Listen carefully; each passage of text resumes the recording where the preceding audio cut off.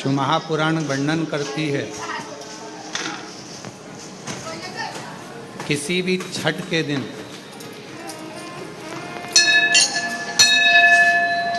चाहे अंधेरी की छठ हो, चाहे उजाले की छठ हो, किसी भी छठ के दिन अगर षडानंद कार्तिकेय जी महाराज का नाम लेकर 6 बेलपत्र और उस 6 बेलपत्र पर 6 दुर्वा, 6 पुष्प, 6 अक्षत के दाने रखकर षडानंद कार्तिकेय बाबा के स्मरण कर कर शिवलिंग की जो जलाधारी है, वो जलाधारी पर जहाँ अशोक सुंदरी का स्थान है उसी के पास में कार्तिकेय जी का स्थान है।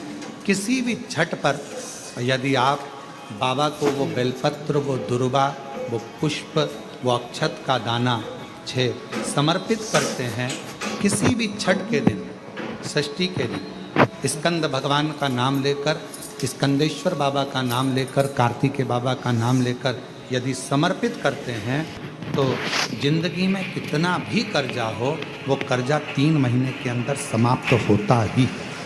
कितना भी कर्जा, साथ में आपका परिश्रम, साथ में आपकी मेहनत और आपकी दृढ़ता। क्या होता है, लोग सोचते हैं कि हमने शंकर जी को बेलपत्र समर्पित कर दी तो कर्जा चूकेगा, पर साथ में मेहनत भी करना। अगर आप मानते हैं कि पूरी पूरी कथा का इसमें कई दुनिया के कई लोग हैं हमारी कथाओं को आधा काटते हैं, आधा भेज देते हैं। गुरुजी ने कहा कि बेलपत्र पर शेर लगाकर चढ़ाओ, पर गुरुजी ने साथ में कहा कि रात दिन एक करो, पढ़ाई पूरी करो, आधी बात काट देते, आधी बात दिखा दे, पर उसका हमको कोई फर्क नहीं पड़ता है। आग लगे बस्ती में अपन रोक, उसका हमको कोई फर्क नहीं पड़ता, क्योंकि दुनिया का काम है गलत चीज़ें जनमानस में देना जिससे बदनामी हो, अब शब्द बोले जाए, ताने दिए जाए, गालियाँ दी जाए, ये दुनिया की रीति है। बहुत आते हैं दिन भर में, कहीं कोई दबाव देने के लिए आता है, हम तुम्हारी बदनामी करेंगे, हमको 1 करोड़ दो, हम ये छब्बा देंगे, हम वहाँ से आएंगे, हम ऐसा कर जाएंगे, हम वैसा कर जाएंगे। बहुत आते, दिन भर का काम है इनका, रोज का यही काम है, हमें ये करो, हमको वो करो।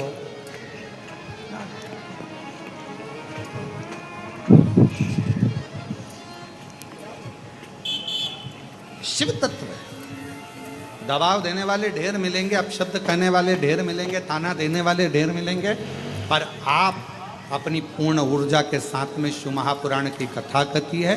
6 बेलपत्र, 6 पुष्प, 6 दुर्वा, 6 चावल के दाने और साथ में अपना परिश्रम पूर्ण करो।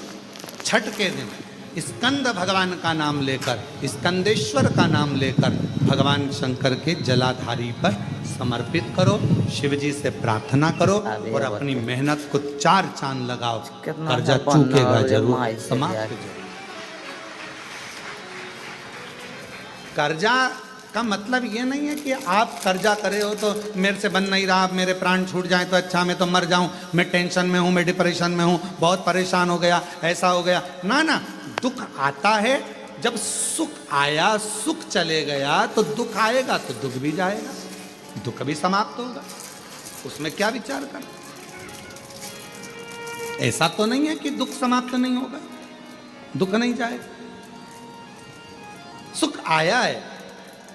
जब हमारे अच्छे दिन अगर समाप्त हुए हैं तो दुख भी समाप्त जरूर होगा, फिर वापस सुख आएगा। थोड़ा हिम्मत, थोड़ा धैर्य, थोड़ा हृदय पर भाव एकाग्रित करो कि नहीं नहीं, मेरा शंभु, मेरा शंकर, मेरा त्रिकालदर्शी, मेरा कैलाशी, मेरा अविनाशी, मेरा शिव मेरा दुख काट। की कथा ने ये सब मिटा दिया। शिव महापुराण की कथा ने केवल एक काम करा कि आप अपने घर के नज़दीक में जो शिवालय है, शंकर के मंदिर हैं, वहाँ जाओ, 1 लोटा जल चढ़ाओ और अपने दुख को दूर भगाओ। अपना परिश्रम, अपनी मेहनत, अपना संघर्ष आप अपनी मेहनत स्वयं करिए, परिश्रम स्वयं करिए। शिव महापुराण की कथा ने कभी यह नहीं कहा कि आप अपने परिश्रम से दूर हो जाओ या अपनी तकलीफों को आपको नहीं झेलना है। आपको झेलना पड़ेगा, आपको परिश्रम करना पड़ेगा, मेहनत करना पड़ेगा, और आपकी मेहनत ही एक दिन आपको रंग लाएगी और उन्नति की सीढ़ी तक लेकर जाएगी। आज हम परिश्रम से वंचित हैं। जब हमारा बचपन रहता है तो हमको जो प्यार मिलता है, प्रेम मिलता है, वो फ्री में मिलता है। बोलो सही है कि गलत है? अरे जम के तो बोलो सही है। बचपन में प्यार खरीदना पड़ता है क्या? प्रेम खरीदना पड़ता है?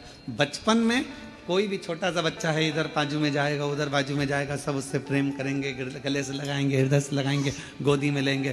प्रेम प्यार बचपन में फ्री में मिलता है। जवानी में प्यार प्रेम फ्री में नहीं मिलता, कमाना पड़ता। धन बढ़ाओगे तब प्रेम बढ़ेगा, वैभव बढ़ाओगे तो लोग पूछेंगे, संभालेंगे, ध्यान दें। कमाना पड़ता है। और बुढ़ापा जब आता है तो प्रेम फ्री में नहीं मिलता। बुढ़ापे में प्रेम कमाया भी नहीं जाता। बुढ़ापे में तो प्यार प्रेम मांगा जाता है कि कोई हमारे पास आकर थोड़ी देर दे।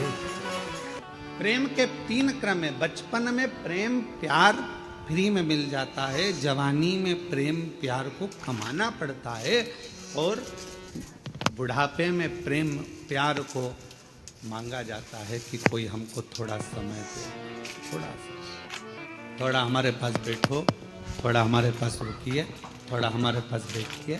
किसके पास है? शिव महापुराण की कथा में हमने पहले भी वर्णन किया, आज फिर करते हैं कि मंदिर में 24 घंटे जाकर मत बैठो, तीर्थ में आप 4 दिन जाकर मत बैठो। हम कहेंगे किसी जगह पर व्यर्थ का समय बर्बाद मत करो।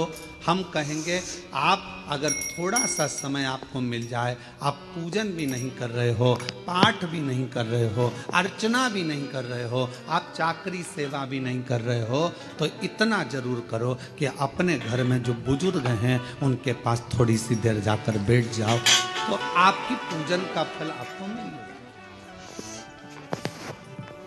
आपकी आराधना साधना का फल आपको मिलने लगा। आज सबसे ज्यादा कमी पड़ रही है प्रेम की, स्नेह की, समर्पण की।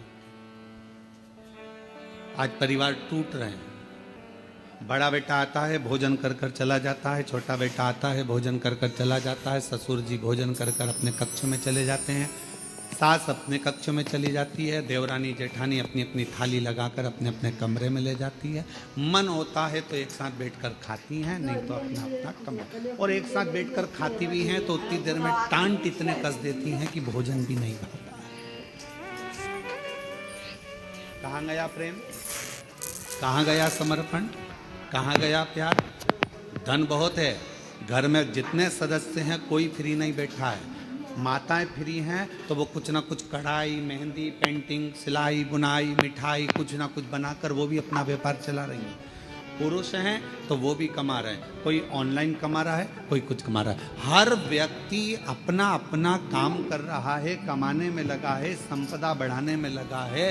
संपदा तो बढ़ रही है, कमाई तो बढ़ रही है, पैसा तो बढ़ रहा है, पर एक चीज घट रही है, वो घर का प्रेम, घर का प्यार, घर की वात्सल्यता, घर की करुणा और घर की एकजुटता वो घटती चली जा रही है। वो प्रेम घट रहा है, वो वात्सल्यता घट रही है, वो स्नेह घट रहा। और शिव जी के परिवार में ये सब चीज बड़ा।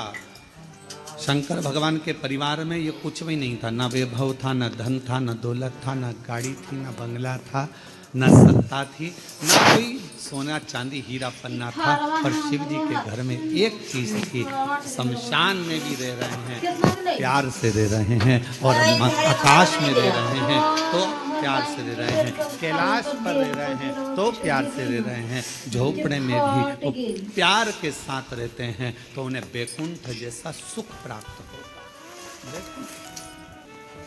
आप सबको कभी विष्णु पुराण किसी ने पढ़ी आप में से? जितने लोग आस्था चैनल पर श्रवण कर रहे हैं उनसे निवेदन करेंगे, गीता प्रेस गोरखपुर की विष्णु पुराण को लेकर आओ और उसको पढ़ो। विष्णु पुराण में लिखा है कि लक्ष्मी जी से पूछा गया, एक दिन माता ख्याति ने लक्ष्मी जी को अपने घर भोजन करने बुलाया। लक्ष्मी जी अपनी माँ के घर गई और माता ख्याति के पास पहुंची तो माँ ने अपनी बेटी को बिठाया। लक्ष्मी जी ख्याति देवी की बेटी है, तो ख्याति ने गोदी में बिठाकर अपनी बेटी से पूछा कि बेटी, मैंने तुझे भगवान विष्णु के साथ ब्याया, मैंने तुझे भगवान नारायण के साथ विदा कर दिया, विवाह कर दिया, तो भगवान वैकुंठ में चली गई, सारा सुख तेरे घर में है, पर ईमानदारी से बता तेरा सबसे ज़्यादा मन कहाँ लगता है, तेरा मन किस जगह पर लगता है? लक्ष्मी जी से पूछा गया। जलगांव के सेठों की तिजोरी में तेरा मन लगता है? तेरा मन मुंबई में महालक्ष्मी मंदिर में लगता है क्या? तेरा मन तिरुपति तिरुमाला में कहीं तेरा मन लगता है क्या? तेरा मन कहाँ लगता है? महालक्ष्मी मंदिर बेरुल में लगता है? तेरा मन कहाँ लगता है? तो लक्ष्मी जी कहती हैं, माँ, सबसे ज़्यादा मन मेरा केवल एक जगह पर लगता है, जिस घर में प्रेम होता है, प्यार होता है, वहाँ मेरा मन लगता है। जहाँ मेरा मन प्रेम की जगह पर, प्यार की जगह पर, स्नेह की जगह पर, फिर वो गरीब का झोपड़ा क्यों? दुनिया की सबसे महंगी चीज क्या है? जल्दी उत्तर दो। दुनिया की सबसे महंगी चीज क्या है? दुनिया की सबसे महंगी 3 चीजें हैं। पहले नंबर पर नींद, दूसरे नंबर पर शांति और तीसरे नंबर पर अपने दिल का आनंद, मस्ती। ये दुनिया की सबसे महंगी चीज। पहले का नियम था, जब भी मम्मी पापा माता पिता जब बैठते थे एकांत में, तो कुछ परिवार के लिए अच्छा करने की बात करते, कुछ नया करने का प्लान करते। ये मोबाइल ने सारे प्लान फेल कर दिए। पत्नी अपना मोबाइल लेकर बैठी रहती है, रात्रि के समय पति अपना मोबाइल लेकर बैठा रहता है।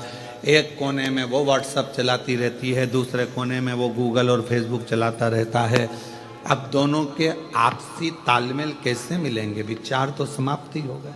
बच्चों के लिए कुछ नया सोचने का मन नहीं है, बस पढ़ रहे हैं बच्चे, पढ़ा रहे हैं, ठीक है, स्कूल गए हैं, चले गए हैं। जो है आपस में आप लोग एक दूसरे से कक्ष के अंदर कमरे में अगर मिले हो तो थोड़ी देर बैठकर बात तो करो कि हमको आगे की प्लानिंग क्या करना है, आगे क्या करना है। हमारा पूरा समय हम मोबाइल को दे दिए, व्हाट्सएप को और फेसबुक गूगल को दे दिया।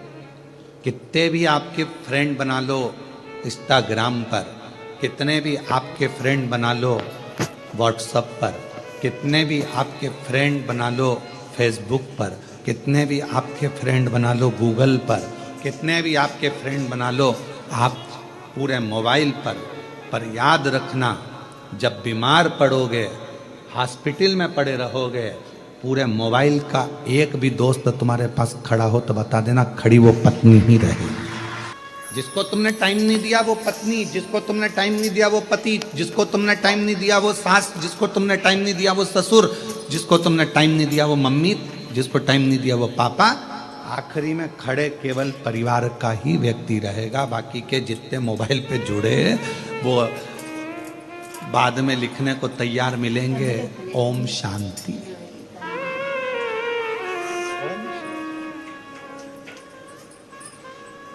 भैया तुम कहाँ चले गए? बस कितने दिन लिखेंगे? एक दिन, क्योंकि उनको मालूम अब तो कोई इंस्टाग्राम चलाने वाला नहीं, इसका कौन फेसबुक यूट्यूब, बात खत्म।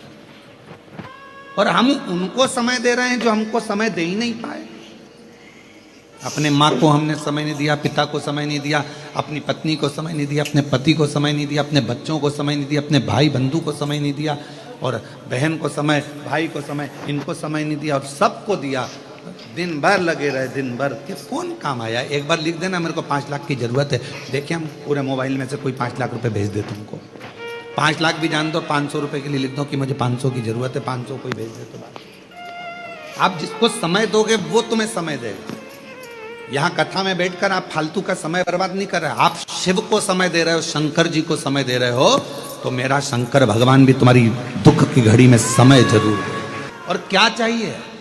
एक बच्चा अगर पड़ा हुआ है हॉस्पिटल में, अगर एक माँ पड़ी है, एक पिता हॉस्पिटल में पड़ा है, अंतिम सांसें चल रही है, तो क्या चाहिए उस समय पर? आप क्या बोलोगे डॉक्टर साहब को? डॉक्टर साहब थोड़ा सा देख लो ना, इनका अच्छा समय कर दो ना डॉक्टर साहब, थोड़ा सा समय और मिल जाए ना डॉक्टर साहब, इसको और थोड़ा समय। हम क्या मांग रहे हैं? समय।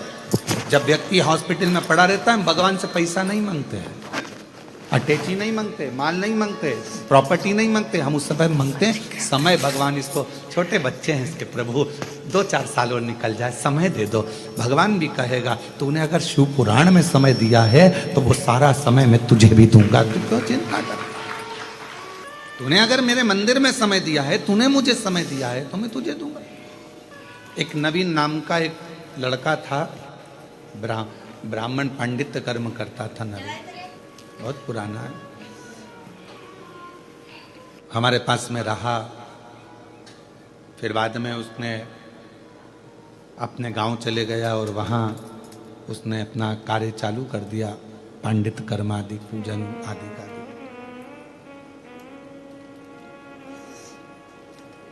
और ऐसा ही एक पुत्र और हमारे साथ में रहा जबलपुर। तो वो जो हमारे बालक बोला कि गुरुजी मुझे एक बीमारी हो गई है और बहुत दुखी हूँ, बहुत